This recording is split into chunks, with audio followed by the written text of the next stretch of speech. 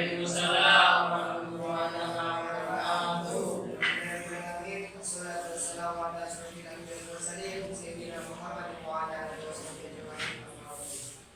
Pertama, marilah kita berdekat bersama di syukur dalam hati yang mana berkat dalam kita bisa bertumbuh di depan kaki Sallallahu Alaihi Wasallam dan akan saya bahagia. Kembalinya, salawat dan salam semoga tercurahkan dari kita yakni Muhammad SAW yang mana berkat dalam kita bisa terangkis dari adab kita kepada teman-teman ini. Baik, tentu saja saya pasrahkan kepada yang bersangkutan.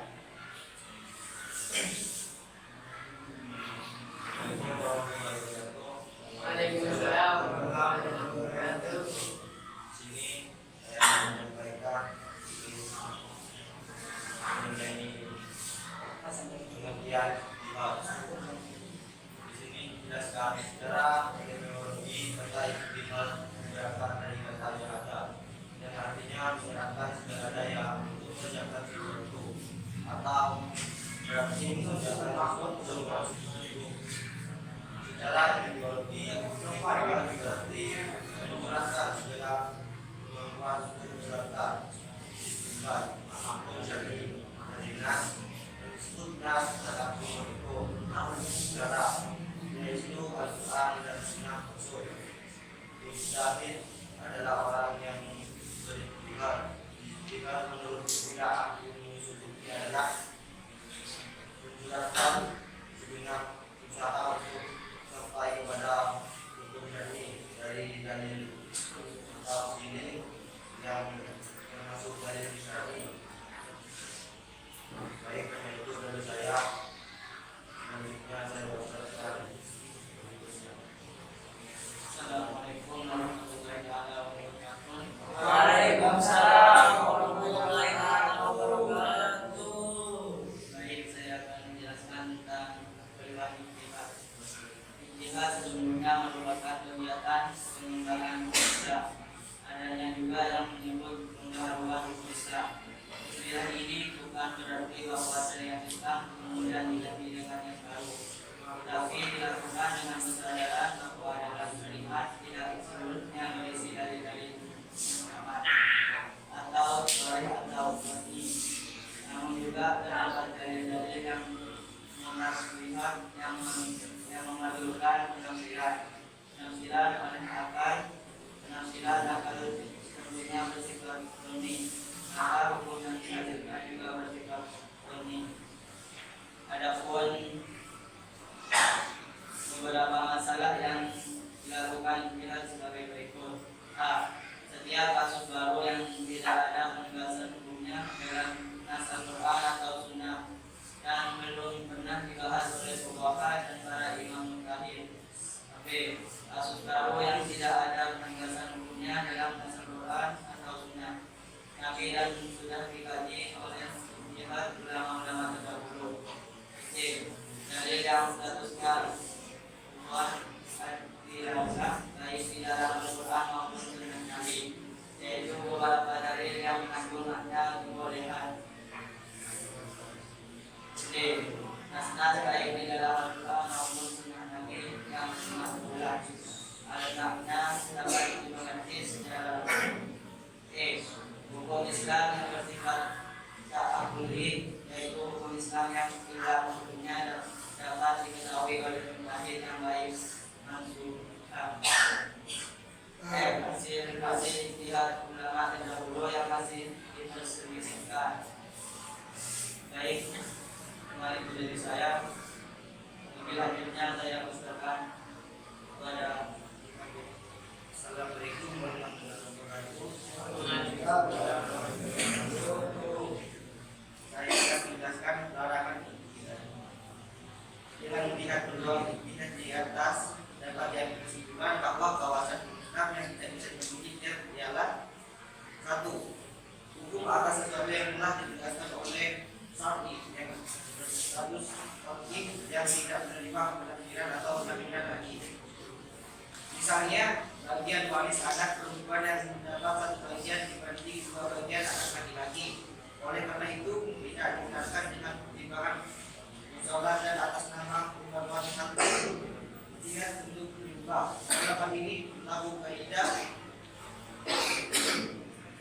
al-ijtihad fi muqamatil nas.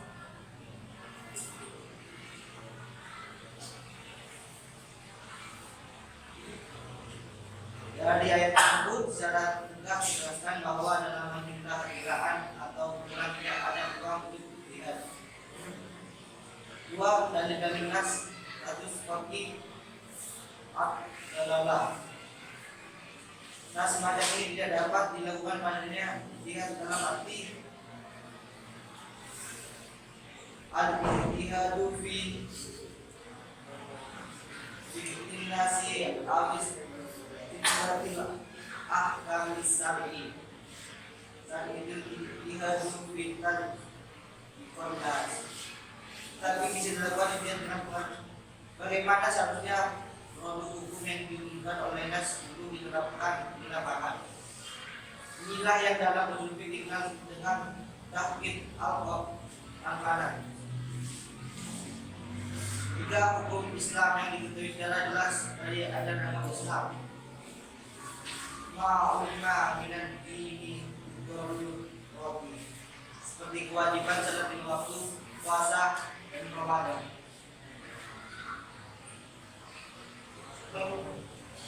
Semuanya ini dapat dilakukan untuk mengubah status hukum masing-masing. Hukum Islam yang bersifat tak abadi atau hukum yang kualitasnya hilang, ini dia dapat dideteksi oleh buktian di mana hanya Allah yang mengetahuinya. Misalnya korban atau kisos akikoh dilakukan dalam bentuk penyembelihan binatang ternak. Dalam hal seperti ini tidak dapat dilakukan ijtihad untuk mengubah pelaksanaan akikoh yang dan atau korban dalam bentuk lain. Misalnya diganti dengan ubah. Selanjutnya hukum Islam yang telah terjadi ijma atau kesepakatan. Jika ada ulama yang diketahui secara jelas dari ajaran agama Islam, menurut sebagian ulama, sebagian yang lain menyatakan kalau yang dimakan itu merupakan, maka bisa dilakukan ijtihad baru. Namun perlu dicatat untuk ijtihad yang menghasilkan ijma ulama sangat sulit dilakukan. Itulah larangan tersebut. Selanjutnya saya berikan kepada saya. Assalamualaikum warahmatullahi wabarakatuh. Baik, saya akan menjelaskan tentang syarat-syarat menjadi seorang ijtihad. Tidak semua orang bisa menjadi berijtihad karena ijtihad merupakan perbuatan yang sukar dan berat. Hasil ijtihad bisa menjadi memengaruhi kehidupan umat secara keseluruhan. Dalam ijtihad ada tanggung jawab besar baik di hadapan manusia maupun di hadapan Allah Subhanahu wa taala.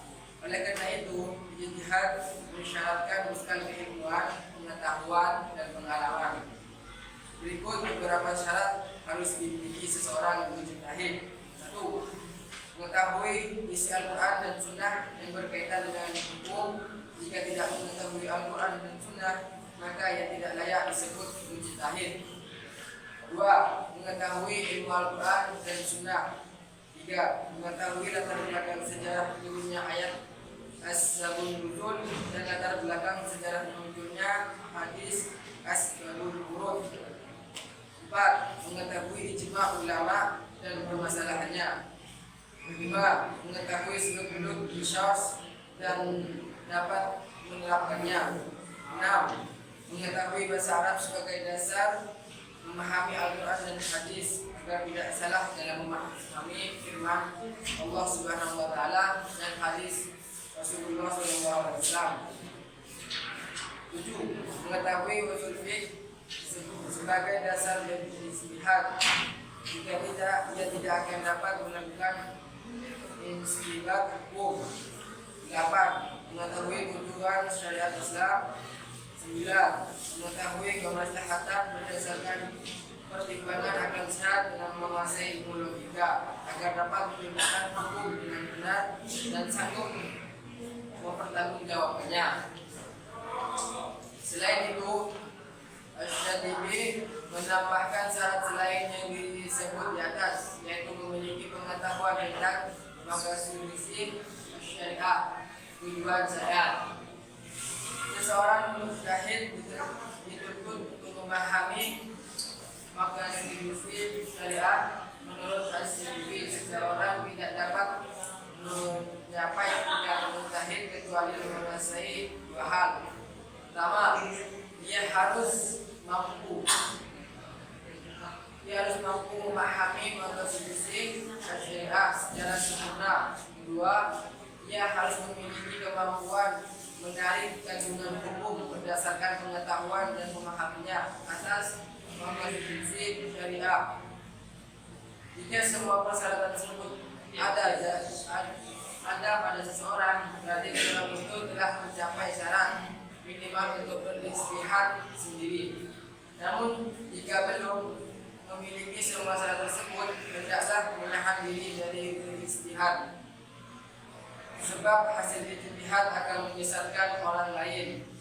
Begitu pentingnya ijtihad dalam mengeluarkan hukum dari dalil-dalil yang bersifat zanni. Maka bagi orang-orang yang sudah memiliki semua syarat tersebut, ternyata di kemudian hari hasilnya salah, hasilnya tetapi hargai satu pahala. Rasulullah SAW bersabda, apabila hakim memutuskan perkara kemudian dia melakukan ijtihad dan ternyata hasilnya benar, ia memperoleh 2 pahala. Dan apabila hakim memutuskan perkara lalu berijtihad dan hasilnya salah, ia memperoleh 1 pahala. Hadis riwayat Al-Bukhari 685 dan Muslim ayat 375. Hasil di atas mendorong orang yang mampu ijtihad untuk tidak takut menggunakan kemampuannya. Jika keputusannya salah, ada banyak yang dapat dipelajari dari kesalahannya. Baik, mungkin hanya itu yang dapat saya sampaikan. Kurang lebihnya mohon maaf. Saya persilahkan kepada moderator. Baik, kalau tidak ada yang bertanya, saya akan tutup dengan bacaan hamdalah.